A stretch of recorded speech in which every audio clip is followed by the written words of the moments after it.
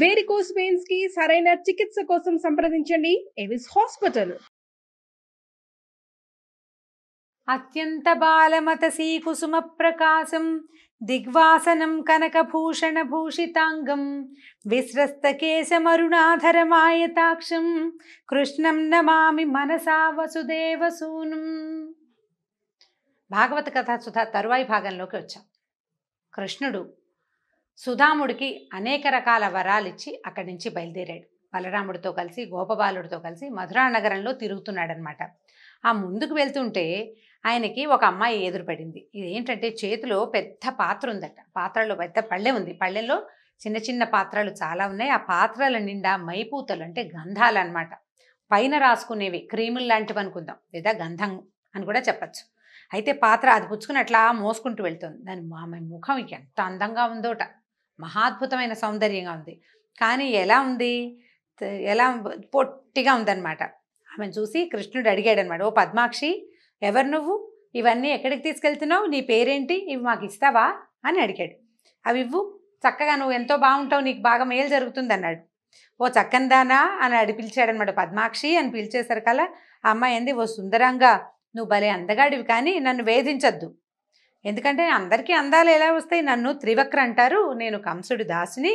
అచ్చమైన మైపూతలు అంటే చక్కటి క్రీములు తయారు చేస్తుంది అనమాట ఇది. మా రాజు నన్ను చాలా మెచ్చుకుంటాడు, మీరు కూడా పూసుకుంటారా ఈ క్రీములు అని అడిగేసరికల్లా అయితే ఆయన నవ్వుతూ ఏం చేశారంటే నవ్వుతూ చూస్తున్నాడనమాట. ఆమెను కేసి చూస్తుంటే ఆవిడ ఏం చేసింది, దగ్గరగా వెళ్ళింది. ఆ పళ్ళెం పుచ్చుకుని వాళ్ళ దగ్గరికి వెళ్తుంటే ఆమెకు మంచి సంతోషం కలుగుతోందట. నవ్వు, చూపులు, మనసు, అసలు వాళ్ళ నవ్వు మొహాలు వాళ్ళు తన కేసు చూస్తున్నా అంటే ప్రేమగా చూస్తున్నారు అనిపిస్తోంది అనమాట. ఒక సంతోషం పట్టలేక ఏం చేసింది, ఆ మైపూతలు ఉన్నటువంటి పళ్ళాన్ని చాపింది. తీసుకోండి అని దగ్గరికి వెళ్ళింది. వెళ్ళేసరికల్లా ఏం చేశాడు, తీసుకుని చేతులు రాసుకున్నాడు అనమాట. చేతులకు రాసుకుని ముఖానికి రాసుకున్నాడు, ఒకళ్ళకొకళ్ళు రాసుకున్నాడు. చల్లగా ఉంది, ఎంత బాగుందో వాసన అనుకున్నారు. నున్నగా ఉంది, నునుపుగా అయింది. అది రాసుకునేసరికి చెయ్యి నున్నగా అయింది. నవ్వుకున్నారు, అంతా సంతోషించారు. బాగా సంతోషించి ఆమె ఏమనుకున్నాడంటే, ఆయన పాపం ఇలా పొట్టిగా 3 వంకర్లు తిరిగిపోయి ఉంది గూని. అమ్మాయికి పొట్టిది, మోకాళ్ళ దగ్గర, నడుం దగ్గర, మెడ దగ్గర 3 వంపులు వచ్చేసినాయి అనమాట. వచ్చి భూమికి దగ్గరగా ఉంది. ముఖం అందంగా ఉంది, దానికి చేతిలో విద్య కూడా ఉంది. పాపం ఆకారం లేదు. అందుకని ఆమె దేహాన్ని సరిచేయదలుచుకున్నాడు.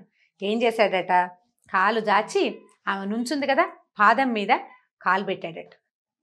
పాదం మీద కాలు పెట్టాడు. కాళ్ళు పెట్టి తొక్కి పట్టాడు. తర్వాత 2 చేతి వేళ్ళని తన 2 చేతులతోటి ఆమె గడ్డాన్ని ఇట్లా పట్టుకుని ఇట్లా పైకి లాగాడట. కింద పాదాలు ఉన్నాయి కదా, అవి ఏం పాదాలండి? భూమి ఆకాశాలని ఏకకాలంలో ఆక్రమించగలిగిన మహాద్భుత పాదాలు. వాటితోటి ఆమె నొక్కి పట్టి 2 చేతులతోటి పైకి లాగాడు. మెడ పట్టుకుని గడ్డం దగ్గర పట్టుకున్నాడు అనమాట. లాగేసరికల్లా ఈ మొత్తం దేహం, ఈ వంకర టింకర్లుగా ఉన్న దేహం సాదాగా పైకి సాగి కృష్ణుడంత ఎత్తు వచ్చేసిందిట. అంత ఎత్తు వచ్చేసింది. ఆయన పాదాలే పాదాలు, చేతులే చేతులు. భూమిని తీసుకొచ్చాడు సముద్రంలోంచి. అటువంటి చెయ్యి, బలిచేతి దానం తీసుకున్నాడు. ఆ చెయ్యి దాంతో ఈ 2 చేతులతోటి పట్టుకుని ఆమెను లేవనెత్తేశాడు. ఒకే ఒక క్షణంలో మహాద్భుతమైన సౌందర్య రాశిగా అయిపోయింది. అమ్మాయికి ముఖం అందమైనదే, ముఖవర్చస్సులో సమస్య ఏం లేదు. శరీరమే త్రివక్రగా ఉంది. ఈ త్రివక్రగా ఉన్నటువంటి కుబ్జా స్వరూపాన్ని మహాద్భుతమైన మెరుపు తీగలాగా చేసేసాడు క్షణంలో. ఇట్లా తనని ముట్టుకుని ఇట్లా సాగదీసేసరికల్లా అమ్మాయి అసలు కళవళ పడిపోయిందనమాట. తన ఎదురుగుండా ఉన్నటువంటి మన్మథాకారుడైన ఈ కుర్రవాణ్ణి చూసి, మా ఇంటికి రా, నా దగ్గరికి నాతో పాటు ఉందుగానని చెప్పి ఆయనకు పైన ఉత్తరీయం వేసుకున్నాడు. ఆ ఉత్తరీయాన్ని పట్టుకుని లాగిందట, నాతో ఉండమని. అడిగేసరికల్లా నవ్వుతూ చెప్పాడనమాట. బలభద్రుని చూశాడు. ఇదిగో ఈ అమ్మాయి కూడా లైన్లోకి వచ్చిందని చెప్తున్నాడు అనమాట. వాళ్ళ అన్నయ్యని చూసి నవ్వుతూ ఏమన్నాడంటే, చంద్రముఖి, నేను వచ్చిన పని అయ్యాక మీ ఇంటికి వస్తానని చెప్పాడు. ఆ పని అవ్వాలి కదా, నేను వచ్చింది ఏమిటి, వచ్చిన వ్యవహారం వేరు. ఆ వ్యవహారం చూడకుండా ఇట్లా అమ్మాయిల వెనకాల వెళ్ళిపోతే ఎట్లా? అందుకని వచ్చిన పని అయ్యాక నీ దగ్గరకు వస్తానని చెప్పాడు. చెప్పి ఆమెను పంపించేసి ఈ వెళ్తున్న దారిలో పుర ప్రజలు ఒక్కొక్కళ్ళు పట్టుకొచ్చి తాంబూలాలు ఇస్తున్నారు. పువ్వుల దండలు, చందనాలు, మెళ్ళో చందనపు దండలేస్తారు, పువ్వుల దండలేస్తారు. ఆనందం పట్టలేకపోతున్నారు పుర ప్రజలు చాలామంది. ఆయన చూసి సమ్మోహనానికి, అంటే ఆ సమ్మోహనంగా ఉన్నటువంటి రూపానికి లోబడిపోతున్నారనమాట. సరే, క్రమంగా ఇలా వెళ్తూ వెళ్తూ ఏం చేశాడు, ఒక ధనుశాల ఉంది అక్కడ. అంటే ధనుస్సుల్ని అట్టెబెట్టే శాల ఉంది. అక్కడికి వెళ్ళేసరికల్లా అక్కడ ఒక పెద్ద విల్లు ఉందట. అది ఎలా ఉందంటే దేవేంద్రుని ధనస్సులాగా మిక్కిలి గొప్పదై మేటి వీరుల చేత సంరక్షింపబడుతున్నటువంటి దుర్భేద్యమైన పెద్ద ధనుసు. దాన్ని రక్షించే వాళ్ళన్నారు, బాబు వద్దమ్మా ముట్టుకోకు, పెద్దది బరువు మీద పడుతుంది అని చెప్తున్నారు, వద్దంటున్నారు వాళ్ళు. దాన్ని ఏం చేశాడు, దాన్ని తనతో పాటు ఉన్నారు, అన్నయ్య ఉన్నాడు, ఇంకా గోపాలుడు, కొంతమంది ఆయన చుట్టాలు కూడా ఉంటారు కదా అందులో. వాళ్ళందరూ ఇది నీకేం లెక్క, ఎత్తి చూడు బాగుందో లేదో ధనస్సు. మామూలుగా ధనస్సు లాంటివి ఆయుధాలు ఏవైనా సరే మా సామాన్య ప్రజ అయితే ఊరికే చూసి అబ్బా ఎంత పెద్దదో, ఎంత బరువు ఉంటుందో, దీని చక్రం ఎంత పదునుగా ఉందో అనుకుంటారు. అవి ధరించగలిగేవాడు అంటే వాటిని వాడగలిగే శౌర్యం ఉన్నవాడు వస్తువుని ఎత్తి చూస్తాడు కదా, ఎత్తి చూడాలి కదా. ధనస్సుని ఎత్తి చూసి దానికి ఇది సరిగ్గా ఉందో లేదో తెలుసుకోవాలి. గదలు ఉన్నాయనుకోండి, దాని బరువు ఎంత ఉందో ఎత్తి చూడాలి. ఏ వస్తువునైనా అంతే, ఒక బల్లె ఉంటే దాని పొడుగు ఎంత ఉందో అది కరెక్ట్గా మనం వేస్తే వాటంగా వెళ్తుందా వెళ్ళదా పరీక్షించాలి కదా. వీటి పిల్లాడు ముట్టుకుంటుంటే వాళ్ళు వద్దు వద్దన్నారు, వద్దంటే మిగిలిన వాళ్ళు నవ్వారు, రాక్షసులను చంపిన వాడికి నీకో లెక్క అన్నారు. అనగానే ఏం చేశాడు, దాన్ని పట్టుకున్నాడు పైకి, ధనస్సును పైకెత్తి. ముందు ధనస్సుకి అల్లెత్రాడు కట్టి ఉండదండి, ధనుస్సు వంపే ఉంటుంది, తాడు ఒక పక్కన చుట్టూ ఉంటుంది. సాధారణంగా ఏం చేస్తారంటే ఈ ధనుస్సుని తీసేటప్పుడు దాన్ని పట్టుకుని ఆ పైన ఉన్న అల్లెత్రాటిని ఏం చేస్తారు, దాన్ని ఓడదీసి బిగిస్తారు. అప్పుడే కరెక్ట్గా ఈ తాలూకు ధనుస్సు తాలూకు షేప్ మనకి తెలుస్తుంది. తీసి దాన్ని తగిలించాడు, అల్లెత్రాటిని తగిలించి ఏం చేశాడు, నారిని లాగుతారనమాట. లాగితే దాన్ని ధనుష్టంకారం అంటారు, ధనుస్సు యొక్క శబ్దం. ఆ నారి గట్టిగా లాగి వదిలితే జమ్మని పెద్ద శబ్దం వస్తుంది. అయితే ఇప్పుడు దాని డిగ్రీ సరిగ్గా ఉండాలి, అది ఎన్ని కరెక్ట్గా కుదిరిందా లేదా, దాని కోణం సరిగ్గా ఉండాలన్నమాట. ఏదైనా తేడా ఉంటే విరిగిపోతుంది. అది పరీక్షించటం కోసం ఈయన లాగేసరికల్లా అది ఎట్లా ఉందంటే, లాగేసరికి ఒక మదపటేనుగు చెరుగడని విరిచినంత తేలికగా దాన్ని లాగి విరిచేశాడు. ఈ లాగేసరికల్లా మధ్యకి పట్టుకుమని విరిగిపోయింది. ధనస్సు విరిగేసరికల్లా ఎట్లాంటి శబ్దం వచ్చిందంటే మామూలు శబ్దం కాదు, అది చాలా పెద్ద ధనుస్సు, చాలా బరువైనది. అది లాగిన శబ్దానికే ఒక శబ్దం వస్తుంది, మెరుపులు ఉరుముతున్నట్టుగా ఉంటుంది. విరిగేసరికల్లా హడిలిపోయారు చుట్టుపక్కల జనం. ఈ యాగశాలలో ఉన్నటువంటి కంసుడికి భయం వేసింది, ఎంతో ఢామంది ఉలిక్కి పడ్డాడనమాట, భయపడిపోయాడు. అయితే వీళ్ళంతా ఏమనుకున్నారంటే, వాళ్ళ చుట్టూతా ఉన్న వాళ్ళంతా ఏమిటి పిల్లడు, వీడికి సందేహం లేదు, భయం లేదు, భక్తి లేదు, రాజుగారి ధనస్సుని విరిచేశాడు, ఇది సహింపరాని సాహస కార్యం, వీడిని పౌరుషంతో పట్టుకోవాలని చెప్పి ఆ చుట్టుపక్కల ఉన్న రక్షకులంతా వచ్చేసరికల్లా ఈ బలరాముడు ఈయన చేతిలో నుంచి ఆ విల్లు రెండో ముక్క లాగేసుకున్నాడు. విల్లు విరిగిపోయింది కదా, చెరుకో ముక్క పట్టుకుని ఆ ముక్కలతోటి వచ్చిన ఈ ధనుస్సుని రక్షించే వాళ్ళందరినీ చితకొట్టేశారట ఇద్దరు కలిసి. కొంతమంది పోయారు కూడా, పారిపోయిన వాళ్ళు పారిపోయారు, అక్కడే ఉన్న వాళ్ళు వెళ్ళిపోయారు అంతే. అక్కడి నుంచి ఈ విధంగా మధురానగర విహారం చేసి బయలుదేరి సాయంకాలం చీకటి పడకుండానే తమ విడిదికి వెళ్ళిపోయారు. ఈ వెళ్ళిన తర్వాత ఆ రాత్రి గడిచింది, మర్నాడు సూర్యోదయం అయింది. సూర్యోదయ వర్ణన, రాత్రి వర్ణన, బోల్డని వర్ణనలు ఉంటాయి, చాలా వర్ణిస్తారు పోతన్ గారు. ఓపికంటే నిదానంగా చదవగలిగితే అబ్బో బ్రహ్మాండంగా ఉంటుంది, చాలా బాగుంటుంది. మనకంత సమయం లేదు కదా, కాలాతీతం అయిపోతుంది. అక్కడి నుంచి పొద్దున్నే సూర్యోదయం అయ్యేసరికల్లా కంసుడు మల్ల యుద్ధానికి సిద్ధం చేయించిన క్రీడారంగం చాలా బాగా అరేంజ్ చేశాడండి. మధ్యలో మల్ల యుద్ధం జరుగుతుంది, చుట్టూతా ప్రజలంతా కూర్చుని ఈ యుద్ధాన్ని చూడడానికి వీలుగా చక్కగా ఏర్పరిచారు. కమ్మని కస్తూరి జలంతో బంగారు అనే మట్టి పరిపించారట అక్కడ. అంటే మల్ల యుద్ధం చేసేటప్పుడు కింద ఇసుకలో యుద్ధం చేస్తారు, ఆ మట్టిని మెత్తటి మట్టి తెప్పించారట, బంగారపు రంగు మట్టి, అందులో బురద గిరద లేవు, రాళ్ళు రప్పలు లేవు, నీట్గా క్లీన్గా జల్లెడ పట్టిన రజన్ లాంటి మెత్తటి మట్టి. అక్కడి నుంచి కస్తూరి జలంతో తడిపారట, చుట్టూతా గంధపు కర్రలతోటి కంచెబెట్టారట, గొప్ప గొప్ప పూలదండలు, అలంకారాలు ఎన్ని చేశారో, అంటే బ్యూటిఫుల్గా కనపడుతోంది అనమాట. ఎడదెగని వాద్యాలు అంటే డమడమ మోగుతున్నాయి అనమాట. పుర ప్రజలంతా ఈ మల్ల యుద్ధం జరుగుతుంటే ఆసక్తిగా ఉంటుంది, అప్పట్లో అవే ఉండేవి మరి ఆసక్తిదాయకమైన క్రీడలు. అందరూ అక్కడికి చేరారు, జనం అంతా సిద్ధంగా ఉన్నారు. ఈ కంసుడి తాలూకు సైన్యం అంతా రెడీగా ఉందన్నమాట, జరగబోయే యుద్ధానికి, ఆ తర్వాత జరగబోయే ఉత్పాతాలకి సన్నద్ధంగా ఉన్నారు. ప్రజలంతా ఉత్సాహంగా చూస్తున్నారు, ఏం జరుగుతుందో ఏం చేద్దామో చూద్దామని. సరే, ఇప్పుడు ఏమైందట, మల్ల రంగానికి దగ్గరలో ఉన్నతాసనంలో, ఒక పెద్ద ఆసనంలో కంసుడు తన మంత్రులతో సామంతులతో వాళ్ళంతా తనని సేవిస్తుండగా అందరూ నమస్కారం అంటుంటే ఈయనకు లోపల మాత్రం భయం వేస్తోంది అనమాట, ఖేదంతో. ఏం జరగబోతోందోనని, తన మృత్యువు సమీపంలోనే ఉందేమోనన్న భావంతో లోపల బెదురుతున్నాడు. పైకి గాంభీర్యాన్ని నటిస్తూ అందరి సేవలు అందుకున్నట్టుగా గంభీరంగా కనపడుతున్నాడు అనమాట. సమస్త సముద్రాలు ఉన్న మొలనూలుగా ఉన్న భూమండలాన్ని మోయడం మానుకుని నడిచొస్తున్నట్టుగా ఉన్నారట. కులపర్వతాలే నడిచొచ్చేస్తున్నట్టుగా ఉన్నటువంటి మల్లురు. అంటే మామూలుగా ఈ మల్ల యోధులు అనేసరికల్లా వీళ్ళు ఏదో సన్నగా బాడీ బిల్డింగ్ వాళ్ళ ఉంటారండి. మంచి నడకొండలా ఉంటారు. మనిషిని చూసేసరికి వాడే ఒక నడుస్తున్న కొండలా ఉంటాడు. ఎలా ఉన్నారంటే భూమిని కులపర్వతాలు మోస్తాయని చెప్తారండి. ఈ కులపర్వతాలు అంటే 8 దిక్కుల్లోనూ 8 ఏనుగులు దిగ్గజాలు పైనుంచి పట్టుకుంటాయని, కులపర్వతాలు కింద నుంచి మోస్తాయని మనకి శాస్త్రంలో అట్లా చెప్పబడింది. ఇవి కాకుండా కింద నుంచి ఆదిశేషువు ఇట్లా లేపి పెడతాడు అని. పర్వతాలని భూధరాలు అంటారు. అంటే కొండ ఈ భూమిని మోస్తాయట. ఆ కులపర్వతాలు ఏవో కొన్ని ఆ పని మానేసి ఇక్కడికి వచ్చినట్టు కనిపిస్తున్నాయట. ఎవరెవరున్నారు చూడండి. చాణూరుడు, ముష్టికుడు, శలుడు, తోసలుడు తమ వాళ్ళ తాలూకు గురువుల్ని వెంట పెట్టుకుని, అంటే ఈ మల్ల యోధులకి పాఠం చెప్పిన గురువు గారులు ఉంటారు కదా, వాళ్ళు కూడా వస్తారు. యోధుడు అంటే వాడు ఒకడే రాడు, వాడికి పరివారం ఉంటుంది. మనం కూడా చూడండి రెజ్లింగ్ కాంపిటీషన్స్ చూస్తామా, ఒకడు ముసుగేసుకుని నడిచేస్తుంటాడు ఆ రెజ్లర్. ఆయన వెనకాల పక్కన సేవించేవాళ్ళు ఒక 3-4 విసిరి కరబెట్టి విసిరేవాడు, మంచినీళ్ళు ఇచ్చేవాడు, 5-6 వస్తారు.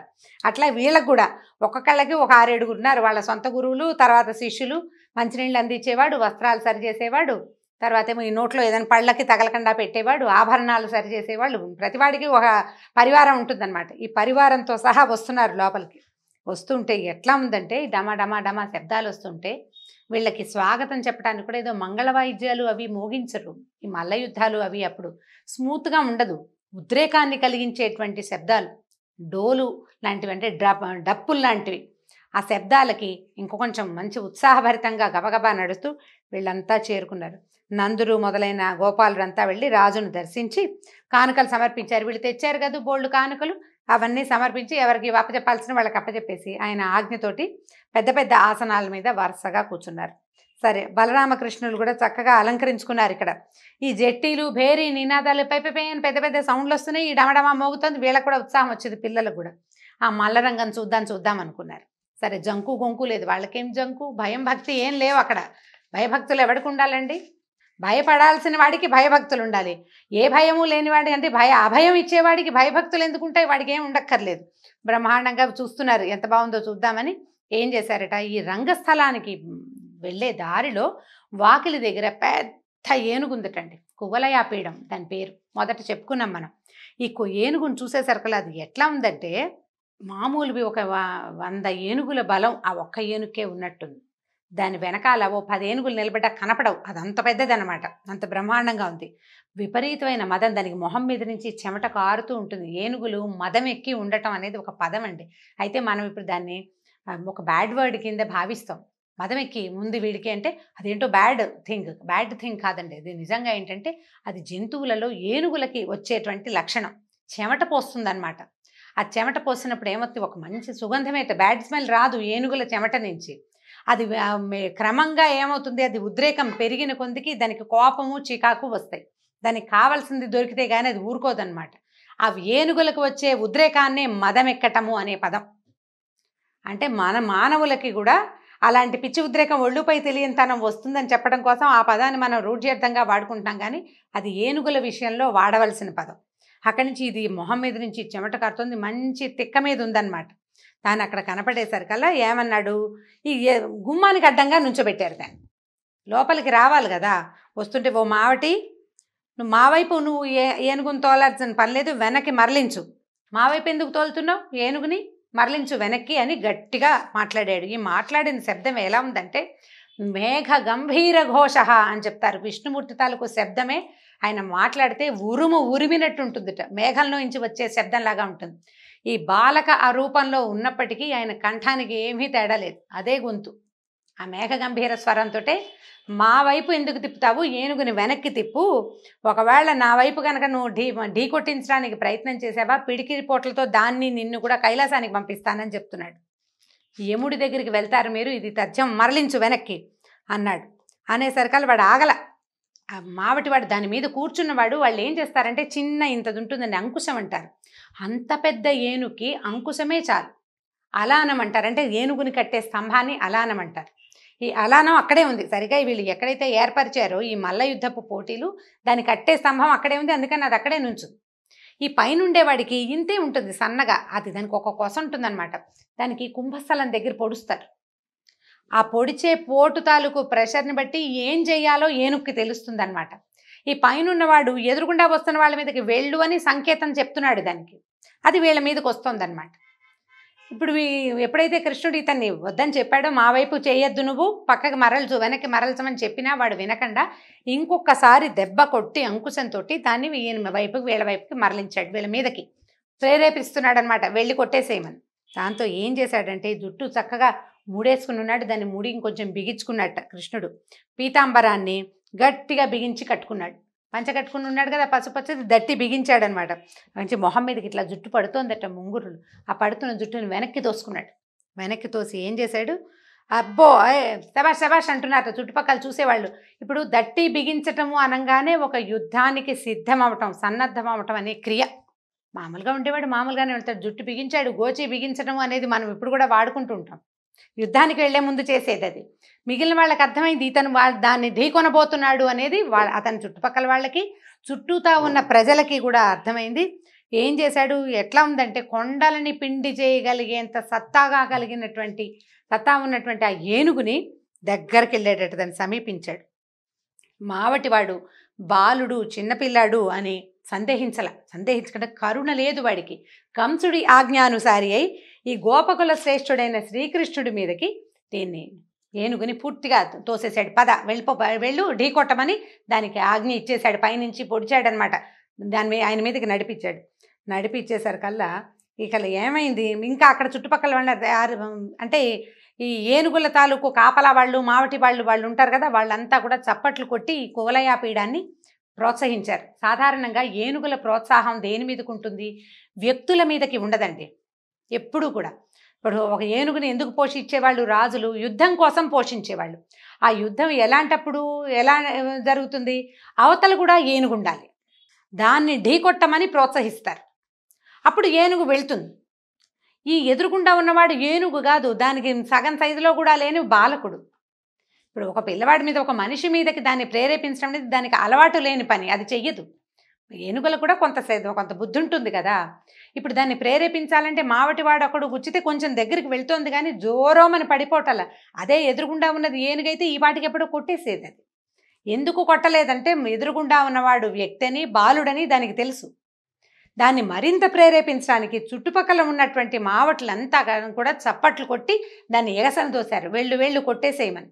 పైన వాడి మాట పూర్తిగా అది వినదు. ఎప్పుడు వింటుంది, ఎదురుగుండా ఉన్నది ఏనుగైతే, లేదా అది యుద్ధరంగం అయితే. ఇక్కడ ఆ పరిస్థితి లేదు కదా. దాంతో ఇది ఏం చేసింది, ఎట్లా అంటే ఒక్కసారి తుళ్ళిపడింది చప్పట్లు వినేసరికల్లా, పద అని ఎగసన దోసేసరికల్లా. దాంతో మృత్యుదేవతలాగా, కాలపురుషుడిలాగా, యముడిలాగా శ్రీకృష్ణుడి మీదకి దూకిందట ఏనుగు. దూకేసరికల్లా పైగా దీని మొహం మీద నుంచి మదజలం వస్తుందా, అది ఎట్లా ఉంటుందంటే అరటి పువ్వుల వాసన వస్తుందటండి ఏనుగు మదజలం. ఎవరైనా కావ్యాలు అవి చదివిన వాళ్ళకి తెలుస్తుంది. దీన్ని ఇలాంటి విషయాన్ని కాళిదాసు ఎన్ని చోట్ల వర్ణించాడండి. కుమార సంభవం, రఘువంశం కావ్యాల్లో కనపడుతుంది అనమాట. ఏనుగుల ముఖం మీద నుంచి వచ్చే ఈ మదజలపు వాసన ఒక రకమైన పువ్వుల వాసనని పోలి ఉంటుంది. అది కూడా అరటి పువ్వుల వాసన అని చెప్తారు. వాటికి తుమ్మెదలు తిరుగుతాయి పువ్వుల మీద. ఈ మదజలాన్ని కూడా ఈ పువ్వుల వాసనగా భ్రమపడి ఈ తుమ్మెదలన్నీ తిరుగుతూ ఉంటాయి. ఈ తుమ్మెదలు తిరిగేసరికల్లా, తుమ్మెదలు తిరిగిన కొందికి అవి చెవి దగ్గర మొహం మీద ఎక్కాయి కదా నీళ్లు గారేది, అవి గొయ్యి అని తిరుగుతుంటే ఆ జంకారానికి దానికి ఇంకా తిక్క పుట్టిపోతుంది అనమాట. ఇంకా అహంకరించింది. ఏం చేసింది, తర్వాత ఘీంకారించింది, పెద్దగా ఘీంకారం చేసింది. తన తొండంతో ఎట్లా ఉందంటే, తొండం ఆదిశేషుణ్ణి కూడా నిర్లక్ష్యం చేయగలిగే తొండం అట. అంత పెద్ద ఏనుగు అనమాట. అది సౌరిని పట్టుకుందట. ఈయనెక్కడ, ఆయన లొంగుతాడు దానికి. అటునిటు ఏం చేశాడంటే రాహువు ముఖంలో నుంచి తప్పించుకునే బాలభాస్కరుడిలాగా ఎగిరి దాని కాళ్ళ మధ్యలో దూరిపోయాడు. ఒక దూకాడు పక్కకి, కాళ్ళ మధ్యలోకి వెళ్ళిపోయాడు. ఇక ఎవరినైతే తను యుద్ధం చేయడానికి బయలుదేరిందో, ఎవరిని పట్టుకోవడానికి ప్రయత్నిస్తుందో ఆ పిల్లాడు కనపడకపోయేసరికి దానికి కోపం వచ్చేసింది, ఏనుగుకి తెక్కొచ్చేస్తుంది అనమాట. అటు ఇటు తిరిగి చూసింది. కాళ్ళ మధ్య ఉన్నవాడు ఎట్లా కనపడతాడు, ఏనుగుకి అంత సూక్ష్మ దృష్టి లేదు, చుట్టుపక్కల చూడగలుగుతుంది. దాంతో వాసన పసిగట్టింది, కాళ్ళ మధ్య ఉన్నాడని తెలుసుకుని ఏం చేసింది, తొండాన్ని కిందకి వంచి మెడ పట్టుకోవటానికి ప్రయత్నం చేసేసరికల్లా ఆయన ఏం చేశాడు, వెనక వైపుకి వెళ్ళిపోయాడు. దాన్ని తోక పట్టుకున్నాడు. ఏనుగుకి తోక సన్నగా ఉంటుంది, దాని శరీరానికి దాని తోకకి సంబంధం ఉండదు. ఏం చేశాడు, దాన్ని పట్టుకోవటం ఏమిటి, అంతకుముందు చాలాసార్లు ఆయన ఆవు దూడల్ని వాటిని వీటిని ఎత్తి విసిరేశాడు. గుర్రాన్ని విసిరేశాడని కూడా విన్నాం. అంత ఏనుగుని తోక పట్టుకుని విసిరేశాడట, గిరగిరా తిప్పి విసిరేశాడు. ఇక అటు ఇటు ఆయన పక్కకు పడేసరికల్లా ఏనుగు దానికి తిక్క మీద ఉంది, పైగా వీడిని కొట్టాలి అని ప్రోత్సాహం ముందే పొందింది. అది ఇతనే పట్టుకున్నాడని, తన కాళ్ళ మధ్యలో నుంచే వెళ్ళాడని అది తెలిసింది కదా, వాసన ఒకటి తెలుస్తుంది, ముఖం గుర్తుపడుతుంది. దాంతో కింద పడినా సరే అది మళ్ళీ పరిగెత్తుకుంటూ వచ్చిందట. ఇక తను కుడివైపుకి తిరిగితే ఎడంవైపుకి తిరిగి, అది ఇటు వస్తే అటు వచ్చి దొరకకుండా దాన్ని నానా తిప్పలు పెట్టాడు. తిప్పలు పెట్టి దానికి రొప్పు వచ్చేసింది, ఆయాసం వచ్చేసింది. కోపం ఉన్నప్పుడు ఆయాసం ఎక్కువ వస్తుంది జంతువుకైనాను. తను అనుకున్నది జరగకపోతే జంతువులకు కూడా కోపం వస్తుంది. ఇక అటు తిరిగింది ఇటు తిరిగింది. ఇంకా ఏం చేశాడట ఈయన, ఒక్కసారి ఎగిరి కుంభస్థలాన్ని భేదించాడు, మొహం మీద కొట్టాడు 2 పిడుగుద్దులు. కొట్టేసరికల్లా ఈ ఏనుగుల కుంభస్థానంలో ముత్యాలు ఉంటాయటండి, రత్నాలు కూడా ఉంటాయి. ఇది కూడా మనకి కావ్యాల్లోనే కనపడుతుంది. సాధారణంగా ఇప్పుడు మనం మామూలు వాళ్ళంటే ఏమనాలి, మన ఛానల్స్లో చూస్తుంటాం కదా, అబ్బాయి అలాంటివి ఉండవండి అంటారు. ఉండకపోవచ్చు, కానీ పాతకాలపు ఈ పుస్తకాల్లో కానీ మనకి పురాణాల్లో కానీ కావ్యాల్లో కూడా ఏనుగు కుంభస్థలంలో ముత్యాలు అవి ఉంటాయని, మంచి ముత్యం ఏనుగు కుంభస్థలంలోనే దొరుకుతుందని చెప్తారు. ఈ కొట్టేసరికల్లా దాని ముఖం మీద నుంచి ఇది పగలంగానే ఎలా అయిందంటే, ఇట్లా ఎగిరిపోయిన ముత్యాలు, కుంభస్థలం పగిలి ఎగిరిన ముత్యాలు దాని కుంభస్థలపు తాలూకు నెత్తురు తగిలి రత్నాల్లాగా మెరుస్తూ అటు ఇటు పడిపోయినాయి. కొట్టేశాడు, బాగా పడిపోయినాయి దెబ్బలు. ఒకే ఒక కేక ఘీంకరిచ్చింది, చావు కేక అనమాట. అదేదో శౌర్యంతో ఘీంకారం కాదు, శక్తిని కోల్పోయి ఈ మొహం పగిలిపోయేసరికల్లా తొండం వేళ్లాడిపోయింది. ఎలా అయిందంటే అది తామరతూడులాగా వేళ్లాడుతూ పడిపోయిందట కిందకి. ఈ చుట్టుపక్కల వాళ్ళంతా పరమాశ్చర్యం పొందారు. ఈయన ఏం చేశాడు, దీని కింద పడంగానే దాన్ని ఏంటంటే, ఏనుగులకి వాటి బలము వాటి మదము వీటిలలో ఉంటుంది, ఏనుగు దంతాల్లో. దాన్ని ఏం చేశాడు, గట్టిగా మీదకి మెడ దగ్గర కాలేసి దంతాలు ఊడబెరికేశాడు. ఊడబెరికిన దంతంతో కొట్టాడు 4-5 దెబ్బలు. మొహం పగిలితే చచ్చిపోలే, అది వడిలిపోయింది, దానికి నొప్పి పుట్టి బాధతోటి పడిపోయింది కిందకి. కొట్టి ఏం చేశాడు, ఇంకో దండం కూడా లాగేశాడు, 2వ దంతం కూడా లాగేశాడు. ఆ లాగిన దంతంతో ఆ చుట్టుపక్కల ఉన్న మావటి వాళ్ళంతా ఆశ్చర్యంగా చూస్తూనే ఉన్నారు, పటాపటా కొట్టేశాడు. మధ్యలో బలరాముడు కూడా 2వ దంతం లాక్కుని ఆయన కొట్టేశాడు. ఇద్దరు కలిసి చేరుకో దెబ్బ వేసి మావటి వాళ్ళందరినీ సంహరించేశారు. ఎందుకంటే బాలుడు వీడి మీదకి పంపించడం ఏమిటని ఇంగితం లేదు వాళ్ళకి. ఒక రాక్షస రాజుని అనుసరిస్తూ అతని రాక్షస పాలనలో ఉంటూ వీళ్ళకు కూడా రాక్షస ప్రవృత్తి వచ్చింది. ఇంత నడగొండలాగా ఉన్న ఏనుగు బాలుర సమూహం మీదకి పంపటం ఏమిటి అనే చిన్న ఆలోచన చేయని వాడు మనిషి అయినా రాక్షసుడితోటి సమానమే. దాంతో మొన్న మావటి వాండ్రందరినీ సంహరించేశారు. చెరొక దంతాన్ని భుజం మీద గదల్లాగా వేసుకుని ఏం చేశారు, గోపాలకులందరూ తమని అనుసరించి వస్తుండగా మల్ల యుద్ధం జరుగుతున్నటువంటి రంగస్థలానికి ప్రవేశించారు. కువలయాపీడ వధతోటి ఈరోజు భాగం సమాప్తం. వచ్చే భాగంలో మళ్ళీ రేపొద్దున కలుసుకుందాం. నమస్కారం.